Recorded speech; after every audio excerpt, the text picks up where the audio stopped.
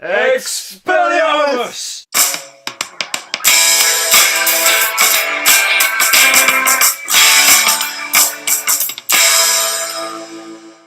Fantastic Beasts and Where to Find Them. So Fantastic Beasts and Where to Find Them is the latest Harry Potter prequel type movie thing. It doesn't necessarily take place in the Harry Potter series because it's before Harry Potter, 70, 80 years beforehand. So it takes place in the Wizarding World universe, we'll say that, and yes, we are going to hold our wands throughout this entire video because we want it, and I got Harry's, it's special. This movie stars Eddie Redmayne, Katherine Waterston, Dan Fogler, Vinnie Frenzy, Ezra Miller, Colin Farrell, and Jon Voight. In this movie, we follow Eddie Redmayne, who plays Newt Scamander, who's a magizoologist, if that's what you call it. He basically comes to New York with a case filled with these magical creatures, and by accident, he lets some loose. So now he's on a hunt to try and get rid of these creatures before they basically cause havoc. However, there is something causing havoc in New York that is then mistaken for one of his creatures. Now him, two other wizards and a no-mage, played by Dan Fogler, and they have to go after these creatures and get them back before the humans basically kill them. Last night we saw this movie in a large group of our friends. Joe, what did you think of this movie? For what it was, I really enjoyed it. And to say that I am a massive fan of the Harry Potter series, I really enjoyed it. Yeah. It was magical. It was a very good movie. I can't say it was perfect. No movie is, and I did feel like I wanted more from this movie.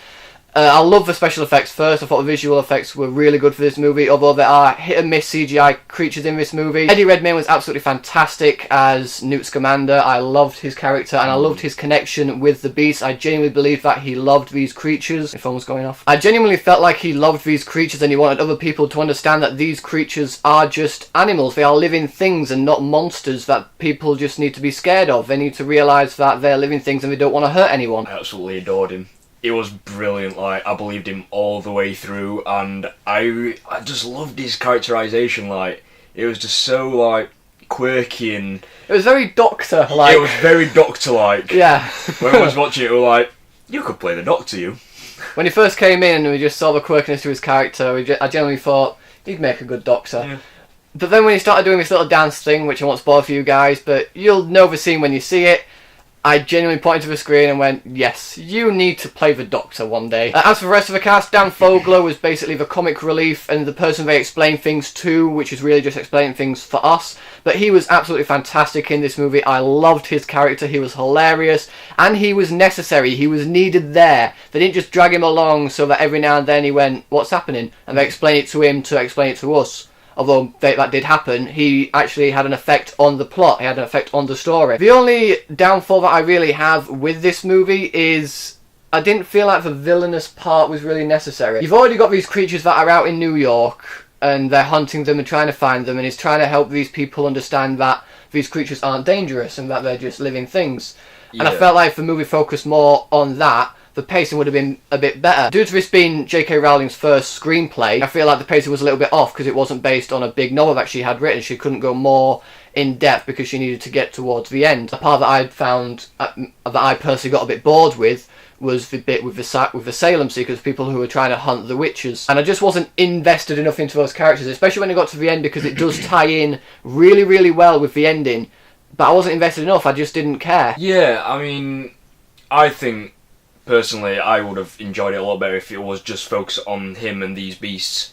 I didn't really think it needed the enemy in it, although obviously I think they need something in there, because after Harry Potter with Voldemort, they needed another big dark thing in there just to keep it sort of tied in with the same sort of thing, you know what I mean? But in that, the big dark thing isn't revealed until the very end, which we won't spoil for you guys at all, but there is a new big bad to be watching out for, because there are another 4 movies of these being made. If I remember correctly. About so, yeah. Yeah, so it does well of setting up its universe without being a set-up movie. Like most movies I see, like remakes, reboots, anything like that, are just there to reference everything from the old movies, but this one didn't really do that. So it does it well, it's being its own movie in that sense. And I think for that I really enjoyed it, because, like you say, it didn't try to just be like Harry Potter was. Yeah. It took its own spin, and that's why I think it didn't need the enemy in it, because I think that's where they were trying to make it like Harry Potter. Yeah. But the creatures. Oh, the creatures are absolutely beautiful. So cute. Yeah, they were. Cuties! I just want one as a pet. I want loads as a pet. There were loads of those creatures. About half of those creatures I looked at and went, I want you as a cuddly toy on my bed. Yeah. What's the actor who played the The No-Maj. Muggle. The No-Maj. We do have to say No-Maj, unfortunately. But that's something I did like, though. Dan Fogler, I'll answer that question first, but we saw the American side of the Wizarding World rather than the British side, which on the bus ride home we talked about it, and a lot of people weren't a huge fan of it. I don't think you were a huge fan that it took place in America, were you? You like that it was a movie and it was still magic, but you weren't a huge fan of it being an American based, were you? I was really wanting it to be done in England. I wanted to see what England was like them as magic, because when you watch Harry Potter and it sets up the Harry Potter world, the universe for the magic in England, I always just wanted to see what it was like back then, see how it developed throughout the time. But because of America, it's obviously going to be different. Well, there's no saying that we won't see England in another movie. Well, yeah. And I actually really enjoyed going out there and expanding this universe to other parts of the world, because they do have different laws, they have different words, hence No-Maj and Muggle. Yeah. But what did you want to say about Dan? I just really enjoyed his character. He was so good. Like, he was amazing. The bit that really got me is the bit where he Commander steps into his suitcase. Oh, yeah, which you'll have seen in trailer, but there's a little bit where he makes a little noise, and so funny. It comes out of nowhere, and it was brilliant. I think it's because it's the first time we've seen this, and it's like, because we know the magic universe, because we've seen it all, and he's not witnessed this yet, and I think it was just sort of that. It feels like, it feels like if we were adults and we were watching Harry Potter for the first time, we'd kind of see some of the stuff that's happening and just be like, whoa, that's amazing.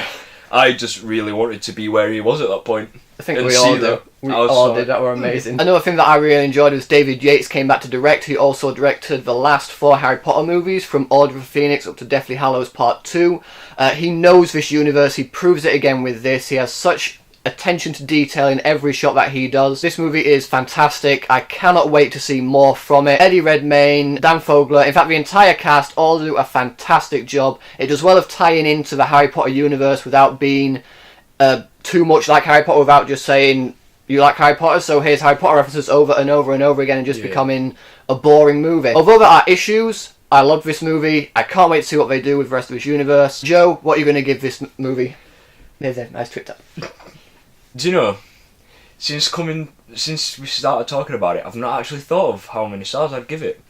But after talking about it more through doing this video, I think I'm going to give it a 4.5. Because, really enjoyed it. Beautifully done, beautifully executed.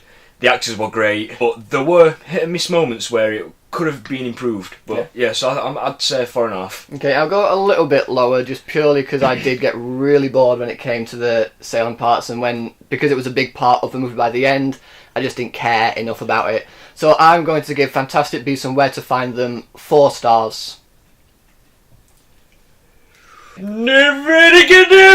So, Fantastic Beasts and Where to Find Them. Have you guys seen it yet? What did you think about it? Whatever you thought, let me know in the comment section below. Thanks as always for watching, guys. If you like this video, please give it a thumbs up, share the video with your friends, and if you want to see more videos just like this one, then subscribe to my channel for more. Thanks again for watching. You guys are awesome, and I will see you all in the next video.